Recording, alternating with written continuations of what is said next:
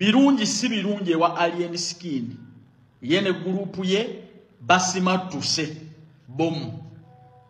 Alien Skin yono okuva lwe yakwata music industry mu ngalo azze afuna ebimwegezaamu okumujja mu bulamu bw'ensi eno biyitirivu. Era my brother Alien Skin nsaba okkirize ffe ng'abawagizi bo tukusondereyo amadiveyiko ne bulletproof sikubanga our blazer and our top kimenke simanyi ani mutuufu akwegezaamu kukujja mu bulamu bw'ensi eno. Wali wakawona palaso n'olumbi bw'abasoga abali eyo abalemereddwa n'okwekulaakulanya n'envunza zikyabafuukidde ekizibu ne baafuna amagezi agakkuba empi. So oba wakasimatuko ono oli najja n'ebijambi ya mayinja wa mayanja family.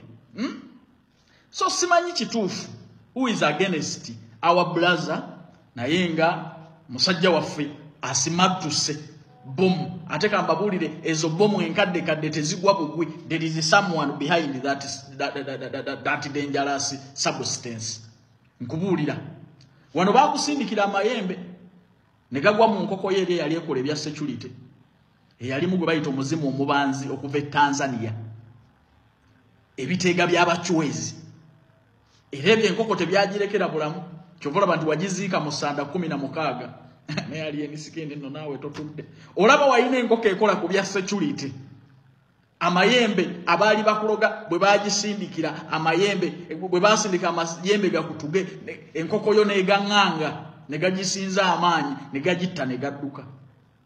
So my brother weyongera okwegenderezaamu era ngenda kutandika vandalization for armored vehicle and body armors for Alien Skin and the friends. So gegagali side eyo nenga sisobola kuvaawo nga sibawadde updates nakatambulirawo wabweru w'eggwanga bagala okugenda ebweru mumpe ku matu. Eggwanga lya Saudi Arabia libeetaaga abawala n'abalenzi 150 mugenda kukola nga bakiriina mu malwaliro masomero na mizikiti.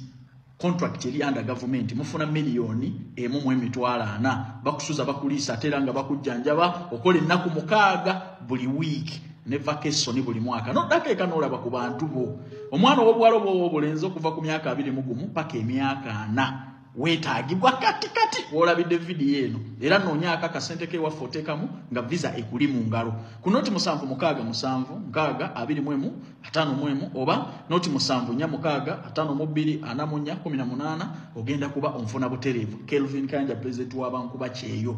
Bye bye.